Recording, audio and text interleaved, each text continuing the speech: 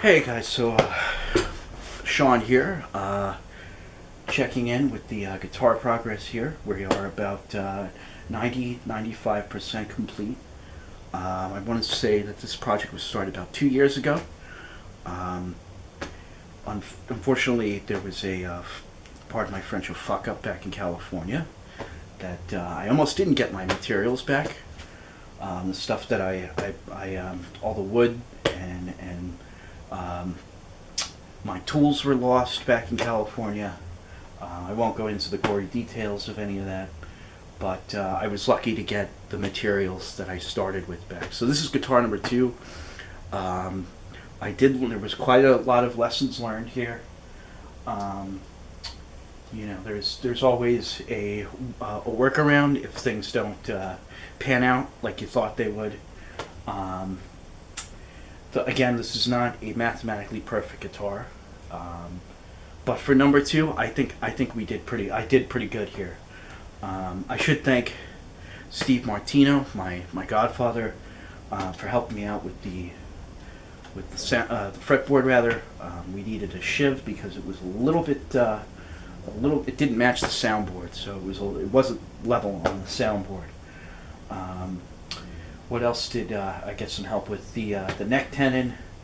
I screwed up a little bit with the neck tenon. It was supposed to be made into a mortise, which leaves it's almost like a Lego fit for the neck tenon onto the head block. I had some help from Mike Canavan with the bridge there. I needed to make sure that the holes through the bridge would fit just right for the pins to go through and to clear the braces. What else did I have some help with? Yeah, I guess all in all, it's good that with guitar crafting, it's good to have four hands instead of just two. What else is going on here? That the ribs, I decided to. I think this is an Indian rosewood.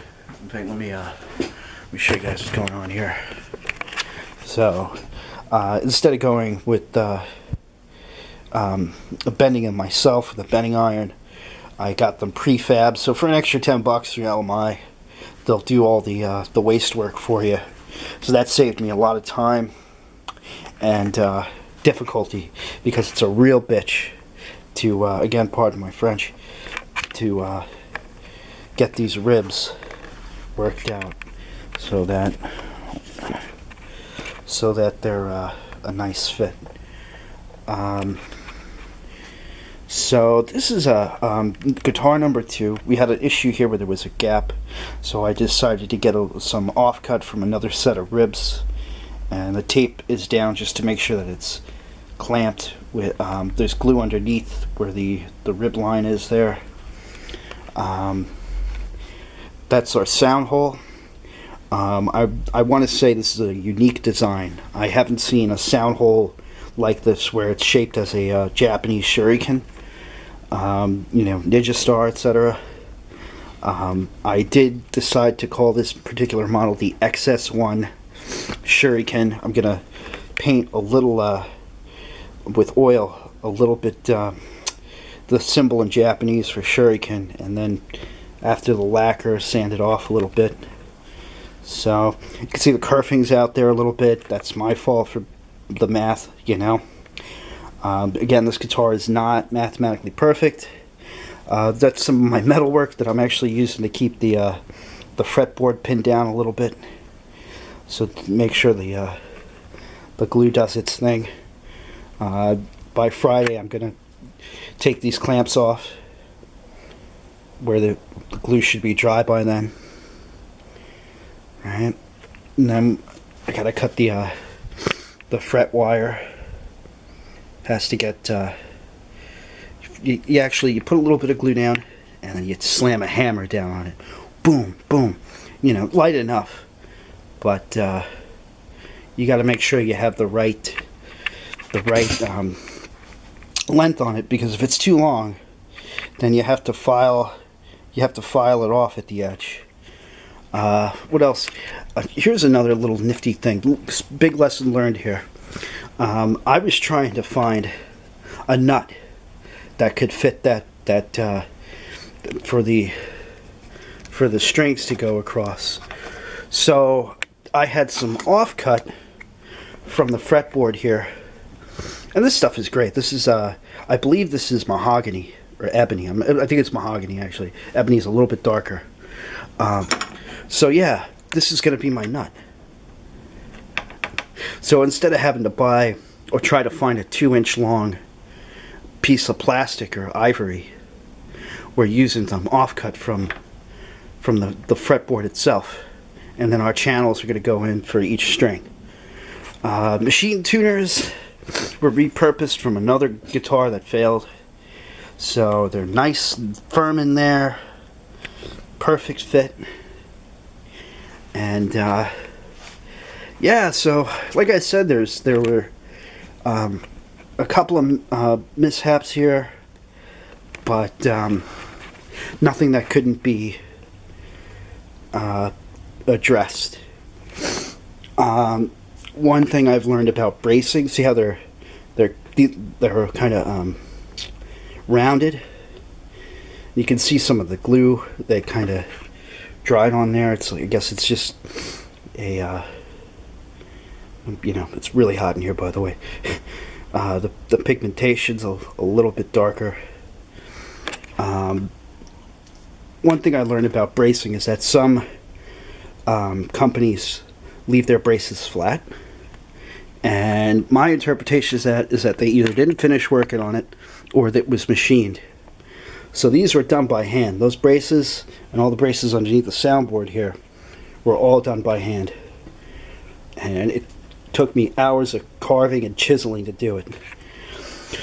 What else can we... our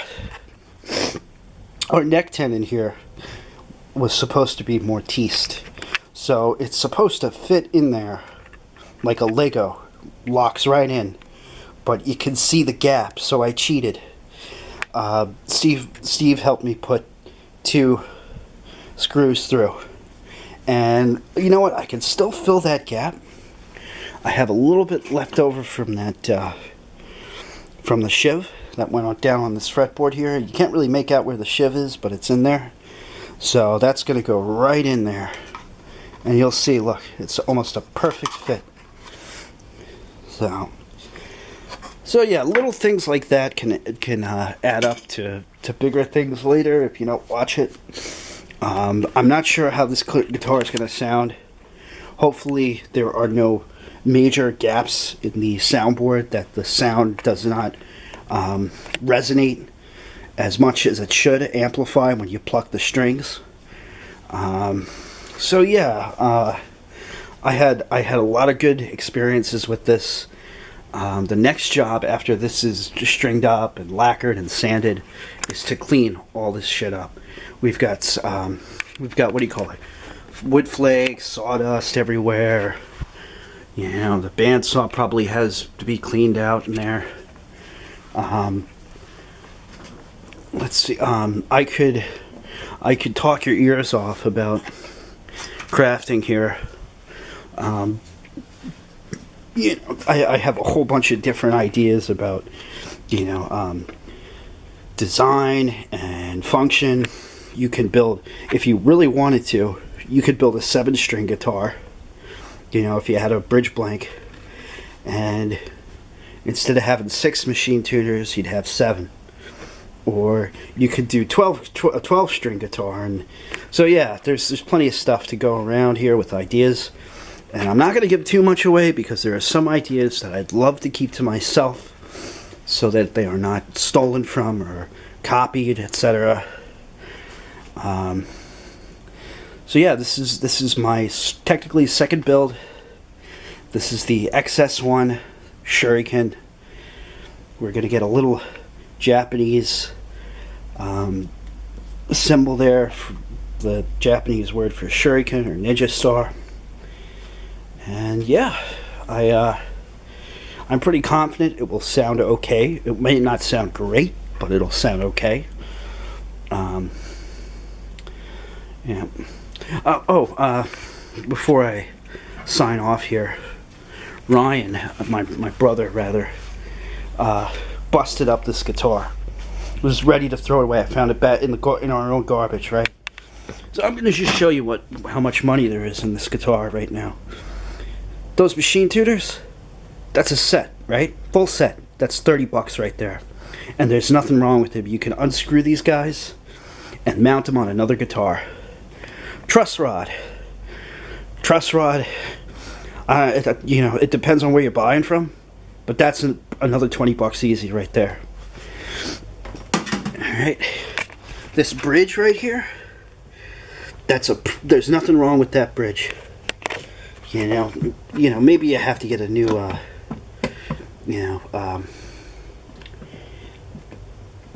do you call it, sorry, my head's not screwed on right today. Well, anyway, you could pry this thing off. That would save you 20 bucks right there. And here's where the real money is, right? The electronics. He wanted to throw this out. Right?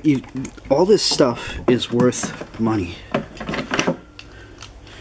Even this, for the battery, all these electronics, probably close to 200. And you know what? Where's our, our amp jack? You can pry that peg out. And if I really wanted to, I could probably invest some in a new set of ribs and repair the damn thing. But if you're just gonna salvage it, there's $200 right there, easy. At least 100, maybe 200 right there. So, anyway, moral of the story is, don't throw away your broken guitar. Send it to me. I'll repair it. I'll even pay for the mats if you guys needed me to do it without cost, because I'm still learning. I am not a luthier unless you can repair. Yeah. So I hope you guys enjoyed the quick one over here of Guitar Project number 2. I guess I'll give you another look at her. And by the way, this is Alice. Say hi, Alice. I think she's just shy. This is one interesting idea I had here, was that the neck tenon had shaped like this when I started chiseling away, and I decided to leave it. I was curious as to what it would do for the sound, so we'll find out when we're stringed up. There is a little bit of overhang on our fretboard, but it's not enough that it's going to cause too many problems. You just take a chisel along the side here, and it'll be fine. So, chisel or a plane, right? That's our headstock. Where's our nut? It's going to be our nut. One channel for each string, and sound hole there.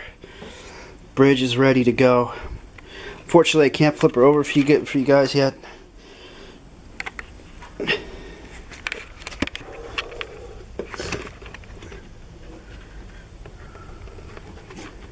Again, there's the kerfing. I used pre-made hide glue instead of making it on my own. It is too tedious to make, and the gram strength is always a issue. If you have too much hide glue in there, it'll be too thick, and you won't get the same consistency on the guitar. All these little like wet spots that you can see there, that's the hide glue right there. And it's down pretty tight. It's nice and firm. It's not going to come off for probably about 100 years, I would think, unless somebody just smashes it somewhere. Alright, so this is me signing off. Another thing, one last thing I should mention, tooling. You have to have your tools all set up and ready to go. Clamps, you can never have too many clamps. Any tools that you need. Bandsaw. Drill. Absolutely have a drill on hand. You know, the more tools you have, the more you can perfect the build itself. You know, so having a plunge router or a router available, jigs that fit the design. You'll see a lot of pro luthiers have their own jigs that they built them themselves. They know exactly how it works. So yeah, it's still a learning experience, but yeah. So hopefully the next video I will have it stringed up, and we'll see what she has to say. All right.